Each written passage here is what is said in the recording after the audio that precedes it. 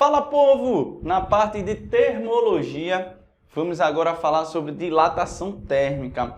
Um conteúdo muito legal, porém bem pequenininho, né? Porque se você pega logo a ideia da dilatação, você consegue resolver as questões aí. Vê só, primeira coisa, né? Todo material, tá? Sem exceção, quando sofre uma variação de temperatura, ocorre a dilatação.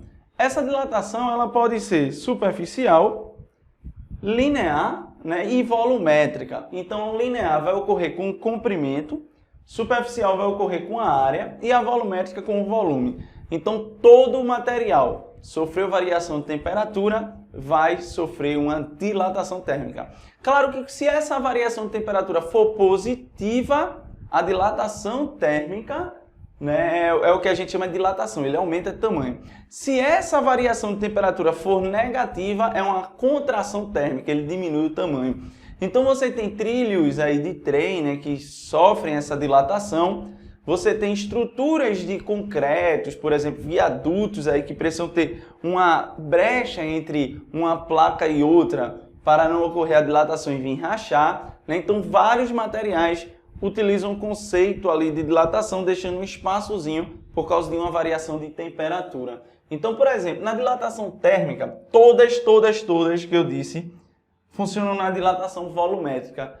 A gente vive na ideia de 3 dimensões, então são 3 dimensões, então a dilatação é volumétrica. E por que a gente estuda linear e superficial, Isaac? Porque existem algumas aplicações que a volumétrica não vai interessar. Por exemplo, se você pega um fio de energia no poste, você tem um fio muito longo.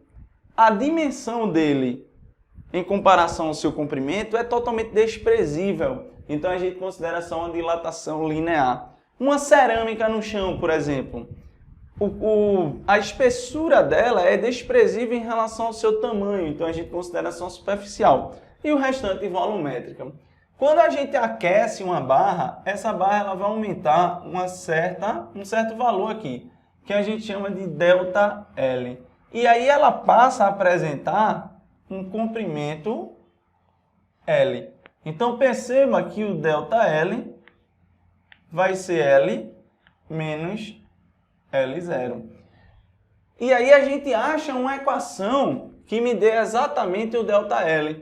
A equação é ΔL igual a L0 vezes alfa vezes a variação de temperatura. Já vou explicar essa equação. Vamos lá.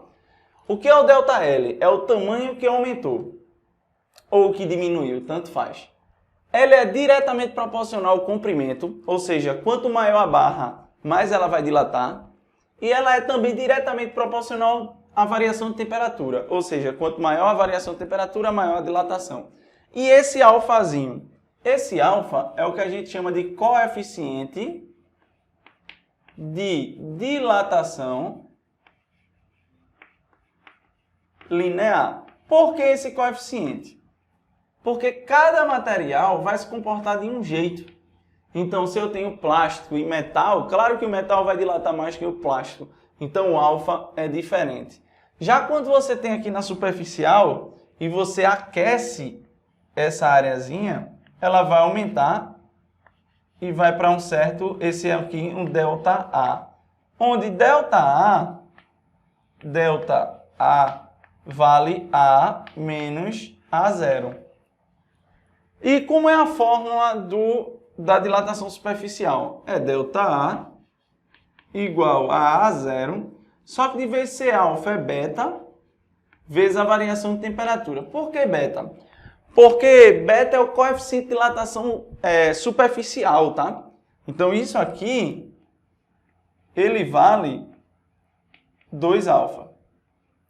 Então, por exemplo, numa questão, é difícil ele dar o beta, ele vai dar o valor de alfa. Então você precisa saber que na dilatação superficial, você substitui o beta por 2 alfa. E na volumétrica, quando você aquece, você também aumenta, né?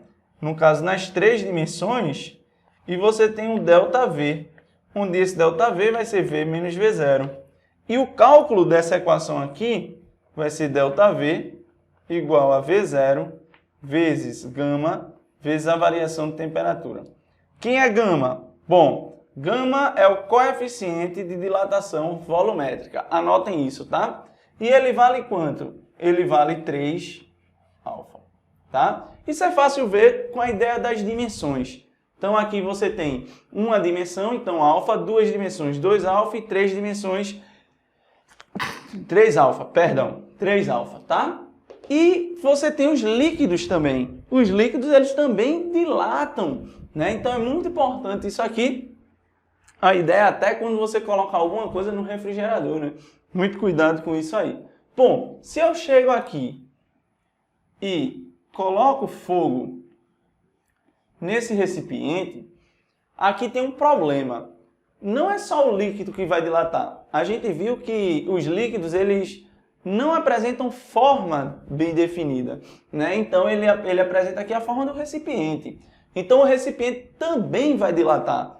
Então quando isso aqui dilatar, o líquido ele vai transbordar e a gente vai colher essa quantidade de líquido aqui, certo? Ele dilatou, claro, ele derramou aqui, ó, e pegamos essa quantidade de líquido.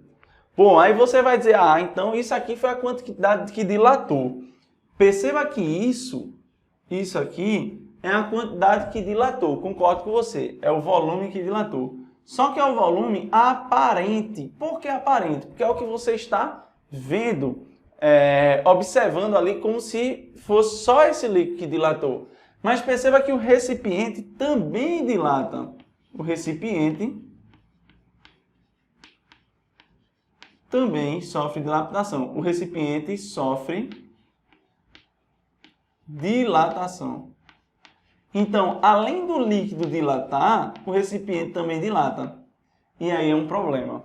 Porque se o recipiente dilata, o recipiente está dilatando no ΔV, vou botar R de recipiente.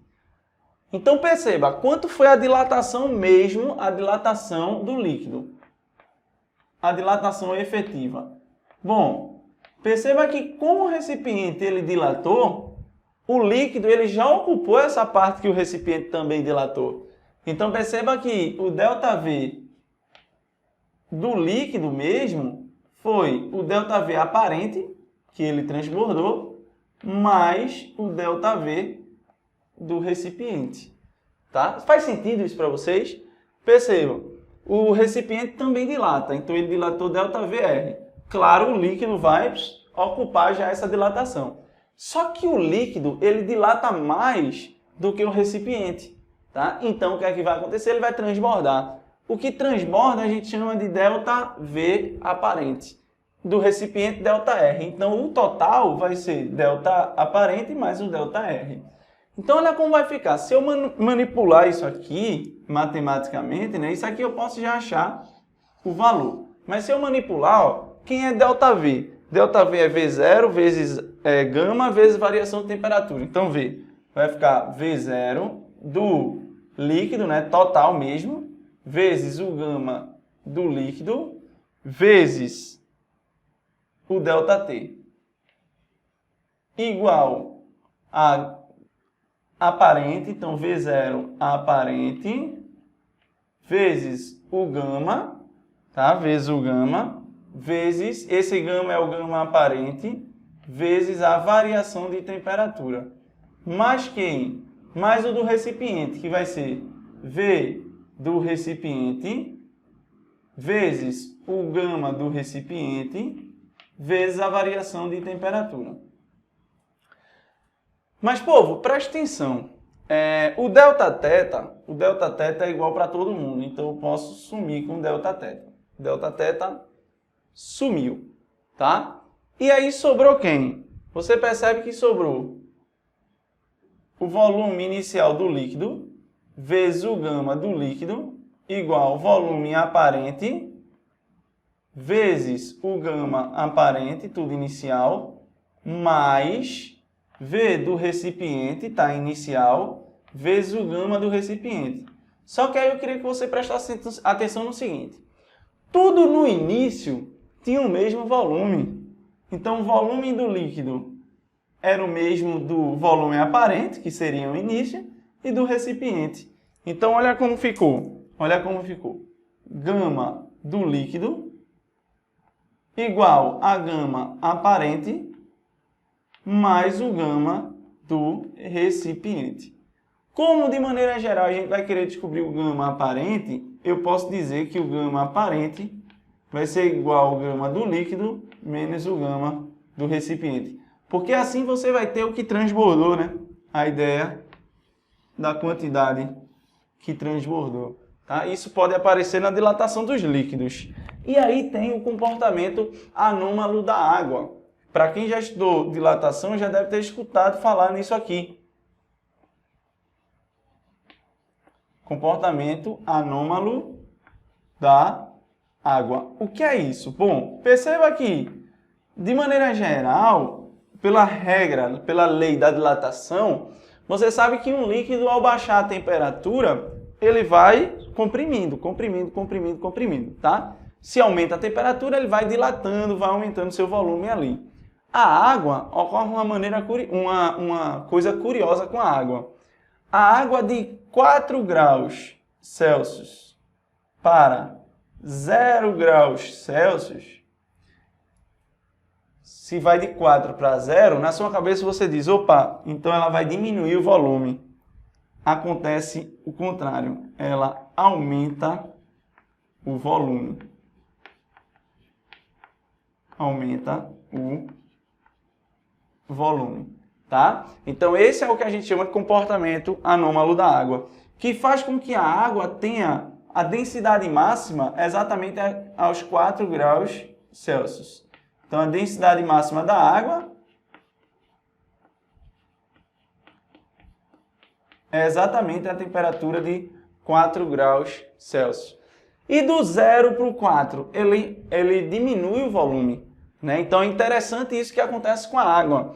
Um exemplo muito bom para exemplificar isso aí, e aí prova o quanto a natureza é perfeita, são os lagos, né? Então quando você está numa região que chega a uma temperatura abaixo de 0, o que acontece é simplesmente fantástico, né? A água ela vai congelar a parte de cima. Só o que acontece? Se ela continuasse diminuindo o volume, ela estava aumentando a densidade.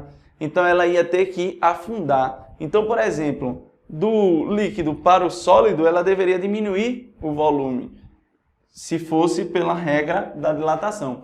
Diminuindo o volume, você está aumentando a densidade. O gelo deveria afundar. E isso seria um problema, porque toda a camada de cima que virasse gelo, ela iria afundar. E aí toda a camada de cima virasse gelo e ia afundar. E todo um lago, por exemplo, iria ficar congelado por baixo, não permitindo aí vida, né, nesse lago. E aí o que acontece? Quando a água chega a 4 graus Celsius, que ela tem a densidade máxima, né, ela vai descer. Essa água que está aqui em cima da superfície, ela vai continuar, vamos dizer assim, cedendo calor para o ambiente, chegando a 0 graus Celsius. E aí sim, ela vai mudar o estado físico. Ao virar gelo, de vez o gelo afundar, o gelo boia. Só que o gelo também é um isolante térmico. Ele isola a quantidade de água que está aqui embaixo. Então ele não deixa mais a água trocar tanto calor, ele diminui o fluxo de calor para o ambiente. E assim, só a parte de cima congela, permanecendo assim o fundo do lago líquido, tendo vida, né? Preservando a vida no lago. Isso é fantástico, tá? Comportamento anômalo da água. Beleza? Povo, essa parte de dilatação é bem legal. Claro que você não precisa saber dessa demonstração, saber disso aqui é muito importante e saber da regra geral aqui dessa primeira parte, o que é linear, superficial e volumétrica. Até mais!